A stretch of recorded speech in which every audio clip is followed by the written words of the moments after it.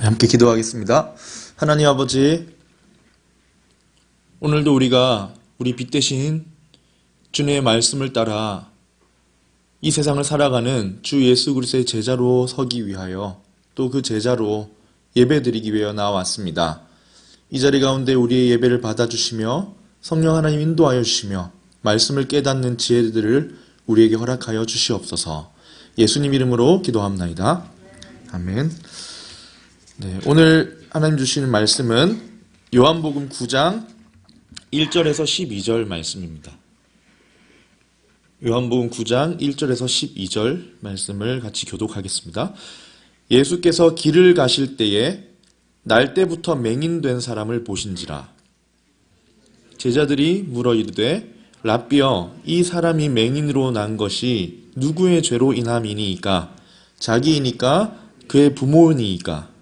예수께서 대답하시되 이 사람이나 그 부모의 죄로 인한 것이 아니라 그에게서 하나님이 하시는 일을 나타내고자 하심이라. 때가 아직 낮음에 나를 보내신 이의 일을 우리가 하여야 하리라. 밤이 오리니 그때는 아무도 일할 수 없느니라. 내가 세상에 있는 동안에는 세상의 빛이로라. 이 말씀을 하시고 땅에 침을 뱉어 진흙을 일겨 그의 눈에 바르시고 이르시되 실로암 못에 가서 씻으라 하시니 실로암은 번역하면 보냄을 받았다는 뜻이라. 이에 가서 씻고 밝은 눈으로 왔더라. 이후 사람들과 전에 그가 거린인 것을 보았던 사람들이 이르되 이는 앉아서 구걸하던 자가 아니냐. 어떤 사람은 그 사람이라 하며 어떤 사람은 아니라 그와 비슷하다 하거늘 자기 말은 내가 그라 하니 그들이 묻되 그러면 내 눈이 어떻게 떠졌느냐. 대답하되 예수라 하는 그 사람이 진흙을 일겨 내 눈에 바르고 나더러 실로암에 가서 씻으라 하기에 가서 씻었더니 보게 되었노라. 그들이 이르되 그가 어디 있느냐 이르지 알지 못하노라 하니라. 아멘. 네, 우리 옆에 있는 분들과 한번 인사하면 좋겠습니다. 은혜로운 예배 되세요. 네, 한 번 더 하겠습니다. 사랑하고 축복합니다. 네. 여러분, 우리가 살아가는 세상에 한번 생각해 보십시오.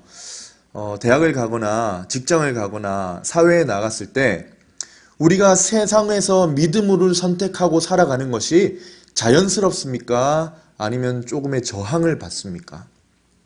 우리 이제 신입생, 우리 이제 대학 1학년이거나 또 청년부에 이렇게 올라온 우리 청년들이 있는데 아마 가장 피부로 많이 느끼고 있지 않나 생각합니다. 우리가 세상에 나아가서 믿음으로 선택하고 살아가는 것이 아주 자연스럽습니까? 아니면 뭔가 저항을 느끼게 됩니까? 신앙을 지키며 삶을 살아가는 것이 참 쉽지 않다는 것을 느낄 때가 있습니다. 여러분, 이 점에 대해서 어떻게 느낍니까?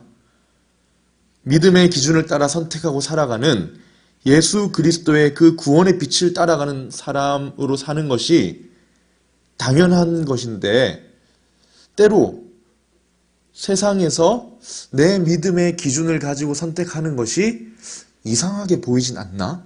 라는 생각을 오히려 거꾸로 가지게 되는 적은 없으신지요?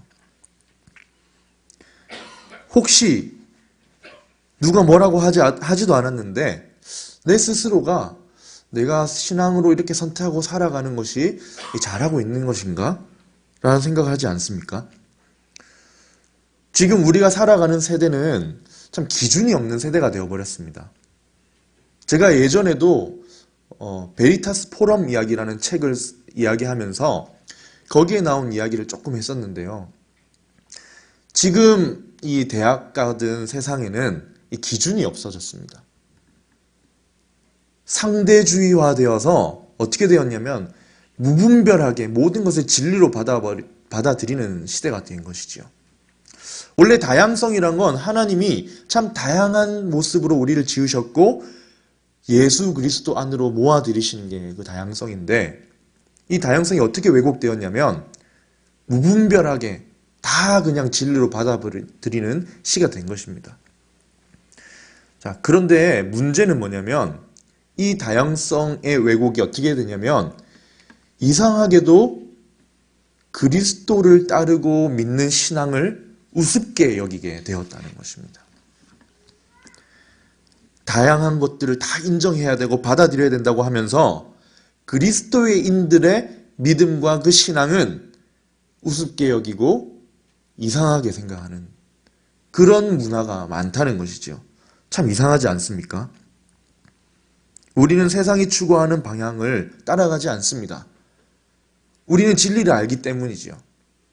그러면 우리 쪽에서 이게 맞다고 해야 되는데 내가 마치 조금 다른 삶을 사는 듯한 느낌을 받을 때는 없습니까? 제가 오늘 본문을 묵상하면서 오늘 12절까지 읽었잖아요. 그런데 이 9장은 날 때부터 맹인이었던 이 사람을 예수님께서 빛을 비추어 눈을 뜨게 하신 이 일은 9장 끝까지 이어집니다. 9장 끝까지를 사실 이야기해야 되는데요. 30절을 읽으면서 제가 계속 거기에서 이렇게 눈이 계속 거기 가더라고요. 이 맹인이 어떻게 하냐면 눈이 떴습니다. 눈을 뜨고 사람들이 너 어떻게 눈 떴냐고 막 이렇게 하니까 예수라고 하는 분이 내 눈을 이렇게 해서 실로암에 가서 씻고 오라 해서 씻고 왔더니 떠졌다. 이 질문을 4번 받는 거예요. 그러니까 이 사람이 답답해서 아니 당신들은 내가 말했는데도 못 믿냐. 이상하다라고 하는 거예요. 여러분 이 사람은요. 대다수의 사람들이 자기가 지금 예수님의 은혜로 눈을 떴고 그 기적을 체험했다고 이야기하고 보고 있는데 자기는 믿겠는데 안 믿는 대다수의 사람들을 향해서 이상하다. 참 이상하다라고 하는 거예요.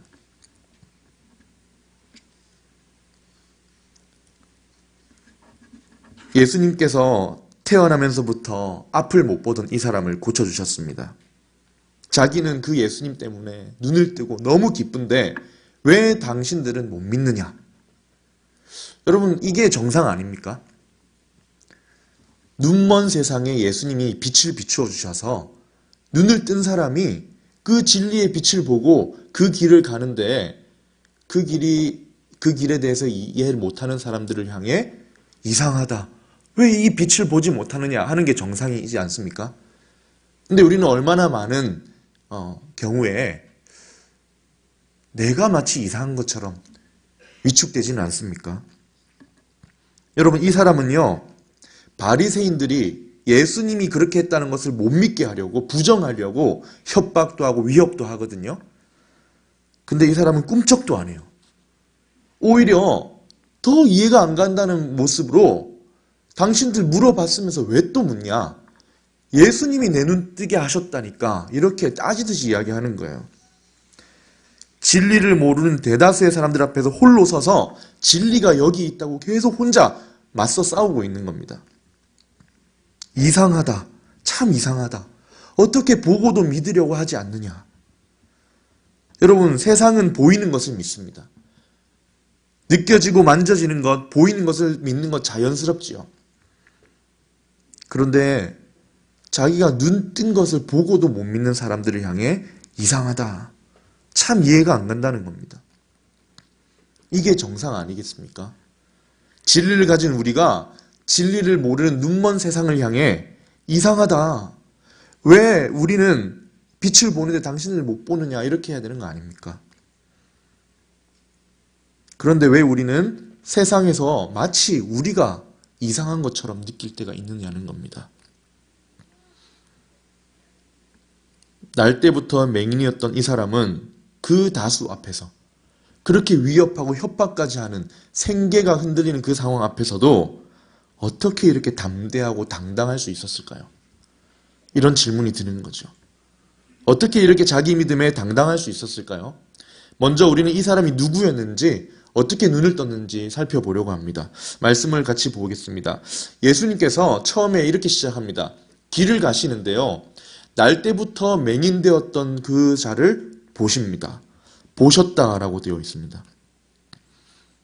이 사람은 날 때부터 맹인이었던 자. 그리고 나중에 부모들이 증언하는 모습을 보면 장성한 자, 스스로 고백할 수 있는 장성한 자라 하는 걸 보니까 최소한 14살 이상입니다. 그리고 이웃 사람들이 이 사람을 보고 구걸하던 맹인이 아니냐 하는 걸 보니 이 사람은 날 때부터 눈이 안 보여서 구걸하며 목숨을 연명하던 사람이었던 걸 알 수 있습니다. 여러분, 이 날 때부터 맹인은 누굴 보여주냐면 죄인의 모습을 보여줍니다. 날 때부터 맹인에게는 온통 어두운 뿐이었죠. 그의 인지 경험에는 빛이라는 것은, 색깔이라는 것은 없습니다. 영적으로 어두운 뿐인 인간의 죄인됨을 상징하는 것이죠. 태어나면서부터 인간이란 존재가 얼마나 어두운 영적인 존재인지를 보여주는 것입니다. 빛이 이 땅에 있지만 그에게는 존재하지 않는 것이었습니다. 앞을 보지 못하고 비참하게 구걸하고 사는 사람, 이 모습이 죄인의 모습인 것이지요. 죄로 인해 눈이 먼 세상입니다. 어디에 구원의 빛이 있는지를 도저히 볼 수 없는 죄인의 모습입니다. 특히 이 사람이 얼마나 불쌍한 사람이었냐면요. 나중에 이제 바리새인들이 부모를 불러서 묻거든요. 이 사람은 진짜 예수님이 눈뜨게 했냐. 근데 이 부모마저도 두려움 때문에 이 아들을 외면합니다. 눈뜬 사람이 진짜 날 때부터 이 맹인이냐? 날 때부터 맹인이었다는 이 사람이 정말 네 아들이 맞냐? 그리고 예수님이 뜨게 하셨냐? 이 질문 앞에서 그 부모마저도 혹시 불이익을 당할까봐 외면해버렸던 사람입니다. 그러니까 이 맹인은 살아있었지만 참 존재 자체가 거추장스러운 사람, 당시 문화사회에서 버려졌던 사람인 것입니다. 구걸하지 않고는 살 수 없는, 오늘 죽으나 내일 죽으나 별 다를 바가 없는, 소망이 없는 사람이었던 거죠. 여러분, 그게 얼마나 힘든지 아십니까? 오늘 이 고통이 내일도 계속되고 반복될 것이다. 내일 나아질 소망이 없다. 이것이 사람을 죽게 만드는 것입니다. 정말 죽어가던 사람이 바로 죄인의 모습을 상징하고 있습니다. 우리의 모습이라는 겁니다. 그게 눈먼 세상의 모습이라는 거죠. 그런데 예수님께서 이 사람을 길을 가시다가 보셨다라고 되어 있습니다. 보셨다는 말은 그냥 우연히 이렇게 돌아보다가 눈에 들어왔다는 뜻이 아닙니다. 예수님이 이 사람만 보셨겠어요? 나무도 보고 새도 보고 여러 가지 보셨겠죠. 여기서 보셨다라는 말은 의도적으로 주시하시고 방문한다라는 뜻이 있습니다. 마음을 담아서 보셨다는 것입니다. 누가복음 5장에 보면 예수님께서 제자를 찾으실 때 그 세리, 레위라고 하는 마태를 찾아가시는 장면이 나옵니다. 거기에도 이렇게 돼 있어요. 그 예수께서 나가서 레위라 하는 세리가 세관에 앉아 있는 것을 보시고, 이것도 둘러보다가 저기 누가 앉아 있네? 그냥 눈에 들어왔다는 뜻이 아니라 의도적으로 그 사람을 주목하셨다는 뜻입니다. 오늘 날 때부터 맹인된 사람을 보신 것도 똑같습니다. 그냥 우연히 둘러보신 것이 아니라 목적을 가지고 의도적으로 주시하시고 찾아오신 것이죠. 이렇게 예수님은 우리가 눈이 먼 죄인일 때 도움을 요청하기도 전에 우리를 찾아오십니다. 소경 바디메오라고 아시죠? 이 사람은 예수님이 그 근처에 있다는 걸 알고 소리를 치고 도와달라고 외쳤지만 이 사람은 예수님이 누구신지도 몰랐습니다. 아무 소망 없이 죽을 날을 기다리고 앉아 있는데 예수님이 그를 찾아오신 겁니다. 여러분, 우리는 너무 많은 경우 이런 이야기를 들어서 무감각할지 모르겠지만 성경이 말하는 건 무엇입니까? 이것이 우리의 모습이라는 겁니다. 더 나을 것이 없습니다. 소망이 없습니다. 내일 더 나아질 것이라는 어떤 물질적인, 세상적인 기대가 있는지 모르겠지만 일시적이고 허무한 것이죠. 영적으로 우리 스스로는 빛을 볼 가능성이 전혀 없는 사람인 것입니다. 요한복음 8장 21절, 오늘 읽은 9장 바로 앞장에 보면 예수님이 이렇게 말씀하십니다. 내가 가리니 너희가 나를 찾다가 너희 죄 가운데 죽겠고, 24절에서도 내가 너희에게 말하기를 너희가 너희 죄 가운데서 죽으리라. 이게 죄인입니다. 34절에도 이렇게 말씀하십니다. 진실로 진실로 너희에게 이르노니 죄를 범하는 자마다 죄의 종이라. 여러분, 죄의 종이 무엇인지 아십니까? 섬김의 아이콘이 아닙니다. 죄의 어떤 섬김의 그런 모습이 아니라 죄에 매여서 질질 끌려가는 노예를 말하는 것입니다. 눈이 멀어서 어디에 빛이 있는지 보지 못하고 죄라는 주인에 충성하며 질질 끌려다니는 사람이 우리였다는 것입니다. 이런 죄의 종이었던 우리를 예수님이 주목하신 겁니다. 우연히 발견하신 게 아니라 의도적으로 주시하시고 찾아오셨다는 겁니다. 날길 원하느냐, 눈 뜨길 원하느냐 묻지도 않으십니다. 그냥 다가오셔서 예수님이 이 눈먼 세상에 빛으로 오셨다는 것을 스스로 증명하십니다. 여러분, 이 맹인은요, 예수님이 누군지도 몰랐습니다. 들어본 적이 없었나 봅니다. 예수님이 다가오셔서 이름을 알려주셨던 것 같습니다. 왜냐하면 11절에 가서 이웃들이 어떻게 떴냐 했을 때 예수라 하는 사람이 나에게 이렇게 했다 하는 걸 볼 때 예수님이 다가오셔서 소개를 하셨던 것 같습니다. 내가 예수인데 하면서 어떻게 했냐면 땅에 침을 뱉어서 진흙을 만들고 그것을 그의 눈에 바르신 뒤에 실로암이라는 못에 가서 씻고 오라 하셨습니다. 이 맹인이 참 대단했던 것은 말씀하신 그대로 순종했습니다. 예수님이라는 처음 만나는 이 남자의 말을 듣고 그 이상한 진흙을 눈에 발라주고는 실로암에 가서 씻고 오라고 했는데 그대로 순종했습니다.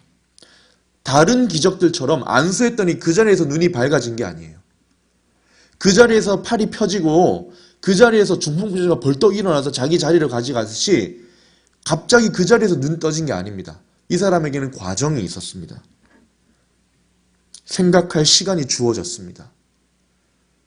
안 갈 수도 있었고요. 자신이 원하는 대로 선택할 수 있었습니다. 더군다나 예수님은 씻고 오면 어떻게 될 거라고 약속도 안 하셨습니다.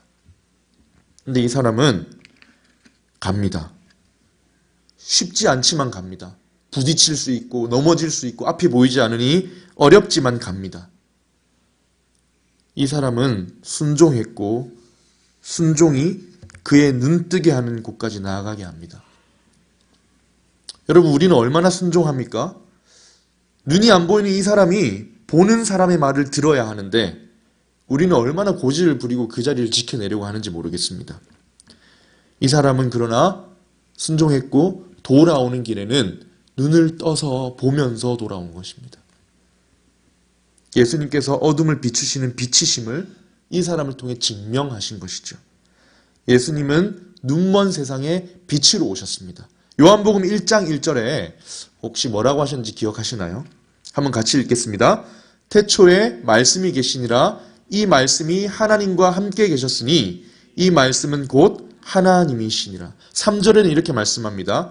이 다음에 3절에는 만물이 그로 말미암아 지은 바 되었으니 지은 것이 하나도 그가 없이는 된 것이 없느니라. 무슨 말을 하고 있냐면 천지를 창조하실 때 있었던 그 하나님이 예수님의 사역이었다는 것입니다. 예수님이 왜 하필 진흙을 눈에 바르십니까? 그냥 안수해서 눈을 뜨시면 되는데 왜 진흙을 눈에 바르십니까? 마치 예수님께서 태초에 온 만물을 창조하실 때, 특히 사람을 창조하실 때 흙으로 창조하셨듯이 다시 이 세상에 오신 예수님께서 죄인의 죽어가는 눈이 먼 이 사람을 새롭게 재창조하신다는 사역을 보여주시는 겁니다. 변화시키시겠다는 겁니다. 하나님의 일을 할 사람으로 이 죽어가던 사람을 새롭게 창조해 주시겠다는 겁니다. 이 사람은 이제 못 보던 눈만 열리는 것이 아니라 영적인 눈까지 열려서 빛을 보고 생명의 길을 걸어가게 됩니다. 여러분, 근데 왜 하필 실로암 연못에 가라 하셨을까요? 이 실로암이라는 뜻도 그 원뜻이 뭐냐면 보냄을 받았다는 뜻입니다. 보냄을 받으신 분이 누구십니까? 예수님이시죠. 요한복음 3장 17절에 정확하게 말씀하십니다. 하나님이 그 아들을 세상에 보내신 것은, 예수님은 보냄을 받으신 분입니다. 그리고 실로암은 어디냐면요, 우리가 읽지 않았지만 7장에 누구든지 목마른 자는 내게로 와서 마시라 하고 외치셨던 그 장소가 실로암 연못입니다. 예수님이 진흙을 눈에 발라주시고 실로암 못에 가서 씻어라 하신 것은 예수님께서 빛 되신 주님께서 눈먼 어둠을 비추어 주셔서 열어주신다 하시는 것을 상징하는 것입니다. 그래서 요한복음 1장 4절은 이렇게 말합니다. 그 안에 생명이 있었을 때 이 생명은 사람들의 빛이라. 여러분, 예수님은 이 눈먼 세상에 빛으로 오신 겁니다. 눈이 멀었던 우리의 눈을 뜨게 하는 빛으로 오신 겁니다. 여러분, 이 빛을 본 사람이 반응이 어때야 합니까? 처음 태어나서부터 한 번도 눈을 떠보지 않은 사람이 눈을 떴을 때의 반응은 어때야 하는 것입니까? 이것이 복음입니다. 소망 없이 죽어가던 맹인을 변화시켜서 예수님의 제자로 만드는 것이 복음입니다. 여러분, 오늘 내가 어떤 사람인지가 중요한 것이 아니에요. 내 정체성은 내가 누구인가, 그거 자꾸 찾지 마세요. 내 정체성은 누구의 것인가 하는 겁니다. 내가 누구의 것인가가 내 정체성인 겁니다. 죄에 매이면요, 죄에게 질질 끌려가는 것입니다. 예수님의 빛비침을 받으면요, 눈을 뜨게 되면 예수님의 제자가 되는 것입니다. 여러분, 이 맹인이었던 사람이 얼마나 기뻤을까요? 눈 멀었던 사람이 눈을 떴을 때 얼마나 기뻤을까요? 예전에 인터넷에서 처음으로 시각장애인이었던 아이가 수술을 받고 눈을 떠서 가장 먼저 엄마의 얼굴을 만나는 장면을 본 것이 기억나는데 펑펑 울더라고요. 얼마나 기뻤을까요? 감사하다, 이 단어가 아쉬울 정도로 행복했지 않겠습니까?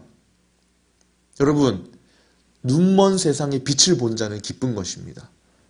눈먼 세상에서 빛을 본 자는 내 정체성을 확실히 알기 때문에 당당한 것입니다.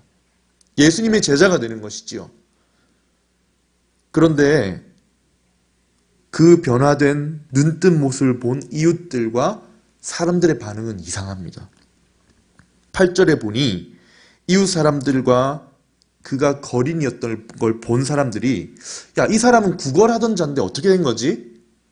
한쪽에서는 야, 그 사람 아닐 거야, 정말 닮은 사람일 거야, 못 믿는 거예요. 그러자 맹인이었던 사람이 답답해서 뭐라고 하냐면, 나다, 그가 나야, 내가 눈을 떴어 라고 직접 이야기합니다. 그들이 묻되 내 눈이 어떻게 떠졌느냐, 그렇게 하니까 11절에 말합니다. 대답하되 예수라 하는 그 사람이 진흙을 일겨 내 눈에 바르고 실로암 못에 가서 씻어 오라 해서 씻어 왔는데 보게 되었다. 예수님이 하라 하신 대로 했는데 지금 그 자리에 예수님이 안 계시지만 내가 눈을 뜨고 돌아왔다는 겁니다. 이 사람들이 어떻게 반응하냐면요, 바리새인에게 데리고 갑니다. 도저히 못 믿겠다는 거예요. 이 맹인이었던 사람은 말하다를 미완료로 사용했습니다. 무슨 뜻이냐면 계속 말한 거예요. 한 번 말한 게 아니라 못 믿으니까 계속 말한 겁니다. 안 믿는 것 같으니까 여러 차례 강조한 거죠. 여러분, 사람들은 보는 것을 믿지만 그리스도에 대한 지식은 저항합니다. 봐도 저항합니다. 그게 죄인의 특성입니다. 맹인이었던 사람은 총 4번이나 어떻게 눈을 뜨게 되었느냐라는 질문을 받습니다. 진짜 눈이 먼 것은 맹인이 아니라 빛을 보지 못한 이웃들이었던 것이죠. 처음에는 그 이웃들이 물었을 답을 했습니다. 두 번째는 바리새인들이 묻습니다. 아무래도 이상하고 안식일에 이 병을 고쳤다는 게 용납이 안 되는 거예요. 그러면서 그걸 이용해서 바리새인들이 이미 예수님이 이런저런 일을 하고 계신다는 것을 들었기 때문에 예수님이 하셨다는 것을 부정하기 위해서 갖은 수를 다 씁니다. 바리새인들이 묻습니다. 바리새인들도 16절에 그가 어떻게 보게 되었는지 물으니, 자, 이 사람이 뭐라고 하냐면 그 사람이 진흙을 내 눈에 바르매 내가 씻고 보나이다. 이제 이 사람의, 이 맹인이었던 사람은요, 내가라는 단어를 추가하기 시작합니다. 점점 예수님에 대한 믿음이 생겨나고 있습니다. 바리새인들은 추궁하기 시작합니다. 두려웠던 거죠. 자기들이 종교 지도자인데 예수라는 사람이 지금 행하고 있는 여러 가지 소문을 들리고 있는 거예요. 자리를 빼앗기고 권위를 놓칠까 봐 두려웠던 겁니다. 그래서 예수님을 그리스도라고 고백하는 사람을 회당에서 쫓아내어버리는 출교까지 하겠다고 경고한 상황이었습니다. 그런데도 맹인이 내가 씻고 와서 봅니다 라고 막 확신에 차서 이야기하니까 바리새인들 중에도 분열이 일어나요. 야, 이 사람 눈 뜬 거 맞아. 어떻게 죄인이 하나님의 일을 하겠어? 또 한편에서는 더 완강합니다. 아니야. 죄인은 절대로 이런 일을 할 수가 없어. 그래서 선택하는 게 뭐냐면 부모를 불러와라. 분명히 이 사람은 날 때부터 맹인이 아니었을 수 있다. 아니면 그리스도라고 하는 그 예수가 죄인이고 아무 효과 없는 일을 한 걸 뿐이다.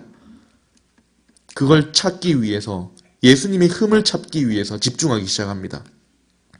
그래서 세 번째, 맹인의 부모를 호출해서 증명하려 했지만 실패합니다. 왜냐하면 자기 아들이 맞거든요. 부모가 와서 내 아들이 맞고 날 때부터 맹인이었던 사람이 맞습니다 라고 합니다. 그런데 부모는 이미 마음으로 두려워하고 있습니다. 출교당할까봐 무서워서 20절에 이렇게 말합니다. 그러나 지금 어떻게 해서 보는지 또는 누가 그 눈을 뜨게 하였는지 우리는 알지 못합니다. 그에게 물어보소서. 그가 장성하였으니 자기의 일을 말하리이다. 여러분, 바리새인들은 누가 뜨게 했는지 묻지도 않았거든요. 부모는 알고 있는 겁니다. 묻지도 않았는데 누가 뜨게 했는지 모른다고 하는 거 보니 알고 있습니다. 그런데 예수님이 했다고 고백을 하는 순간 회당 중심으로 가정과 종교와 경제와 사회가 묶어져 있던 그 사회에서 추방당할까봐 모르겠다. 이 내 아들에게 물어보라고 토스한 겁니다. 지금 부모는 누가 뜨게 했는지 묻지도 않았는데 이렇게 얘기하면서 눈을 뜨지 못하고 태어나서 다른 아이처럼 밝게 자라지 못한 그 아들이 눈을 떴다는데도 외면하고 있습니다. 바리새인들은 이 부모의 말에 세 번째로 묻습니다. 24절에 이에 그들이 맹인이었던 사람을 두 번째 불러 이르되 너는 하나님께 영광을 돌리라. 이렇게 압력을 가하면서 우리는 이 사람이 죄인인 줄 안다. 우리 다 모두는 너가 말한 그 예수라는 사람이 죄인인 줄 아노라. 지금 너 말고는 모두가 죄인이라는 걸 알고 있으니 동의하라는 겁니다. 그런데 맹인은요, 갈수록 타는 대답이 간결해지고 확실해지기 시작합니다. 25절에 대답하되 그가 죄인인지 내가 알지 못하나 한 가지 아는 것은 내가 맹인으로 있다가 지금 보는 그것이니이다. 두려워하는 모습이 전혀 없습니다. 오히려 그들을 답답해합니다. 내가 믿는 예수를 왜 당신들은 모르냐? 바리새인들이 또 묻습니다. 네 번째입니다. 26절 그들이 이르되 그 사람이 너에게 무엇을 하였느냐? 어떻게 내 눈을 뜨게 했느냐? 지금 네 번째 물은 거예요. 여러분, 네 번 같은 말 한번 해보셨습니까? 이제 맹인의 답이 마지막입니다. 내가 이미 여러 번 이야기했는데 듣지 않았으면서 또 왜 들으려고 묻습니까? 그러면서 27절에 이렇게 이야기합니다. 대답하되 내가 이미 일렀어도 듣지 않고 어찌하여 다시 듣고자 합니까? 당신들도 그의 제자가 되려 합니까? 여러분, 뭡니까? 당신들도 그의 제자가 되려 합니까? 이 사람은 시간이 가는 중에 이미 마음으로 예수 그리스도를 따르기 시작한 것입니다. 이 사람은 제자가 되어 있습니다. 예수님의 빛을 본 그는 예수님의 사람이 되어 있었습니다. 그리고 30절에서 정말 대담하게 이렇게 얘기합니다. 한번 30절을 같이 읽겠습니다. 그 사람이 대답하여 이르되 이상하다. 이 사람은 내 눈을 뜨게 하였으되 당신들은 그가 어디서 왔는지 알지 못하는도다. 33절 이 사람이 하나님께로부터 오지 아니하였으면 아무 일도 할 수 없으리이다. 이상하다. 참 이상하다. 이렇게 내가 눈을 떴는데 당신들은 보면서도 종교 지도자들이라고 하면서도 왜 모른다고 하느냐. 여러분, 눈먼 세상에서 눈뜬 사람이, 빛을 본 사람이 세상을 향해 눈 뜨지 못함을 이상하게 여겨야 하는 거 아닙니까? 누가 눈이 먼 것입니까? 진리를 가진 자, 눈먼 세상에 빛으로 오신 예수님, 그 빛을 보고 세상의 유일한 구원자 예수 그리스도를 믿는 믿음이 이상한 겁니까? 그걸 보고도 믿지 못한 사람들이 이상한 겁니까? 여러분, 더군다나 바리새인들은요, 출교한다까지 경고까지 한 상황입니다. 이 출교는 쉬운 게 아니었어요. 이 당시 사회는 아까 말씀드린 것처럼 유대인의 회당 중심으로 다 연결된 사회입니다. 여기서 쫓겨난다는 것은 이 생존의 위협을 받는 상황이라는 거예요. 다른 마을로 옮겨가도 소용이 없습니다. 유대인 마을은 다 회당 중심 사회이기 때문에 발붙일 곳이 없는 거예요. 사회적으로 경제적으로 엄청난 불이익을 받는 것입니다. 그러나 세상의 요구를 거절하고 믿음을 표현할 때 우리는 어떻게 해야 합니까? 예수님을 봐야 합니다. 우리에게 빛을 비추어 주신 예수님을 바라봐야 합니다. 그리고 혹시 아직 예수님의 빛을 보지 못한 사람은 구해야 합니다. 눈먼 내 눈에도 주님 빛을 비추어 달라고 구해야 합니다. 결국 이 사람은 출교를 당했어요. 그래서 혼자 있는데 예수님이 찾아오셔서 물으십니다. 너가 인자를 믿느냐? 너를 회복시켰던 그 예수라는 사람을 너가 믿느냐? 그가 대답합니다. 주여, 그가 누구십니까? 알려주세요. 내가 그를 믿으려고 합니다.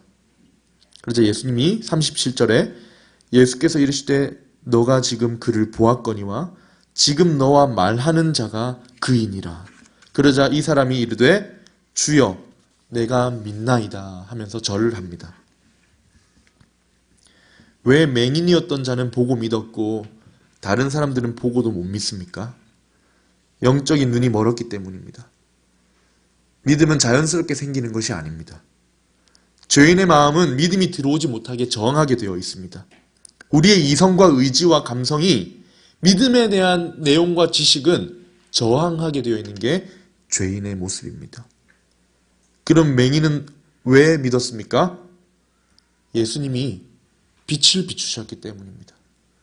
예수님이 빛을 비추시자 그의 지성과 의지와 감성이 굽혀져서 그리스도의 구원의 지식을 받아들인 것입니다. 보고 믿은 맹인이었던 자는 고난을 당했지만 여전히 믿음을 고백하며 즐거이 예수님의 뒤를 따라갑니다. 여러분, 예수님의 제자는 누구냐면 그냥 시간을 공유하는 자가 아닙니다. 공간만 잠시 공유하는 자가 아닙니다. 예배 자리에 잠시 앉아서 시간을 잠시 공유하는 자가 아니라 빛을 본 자입니다.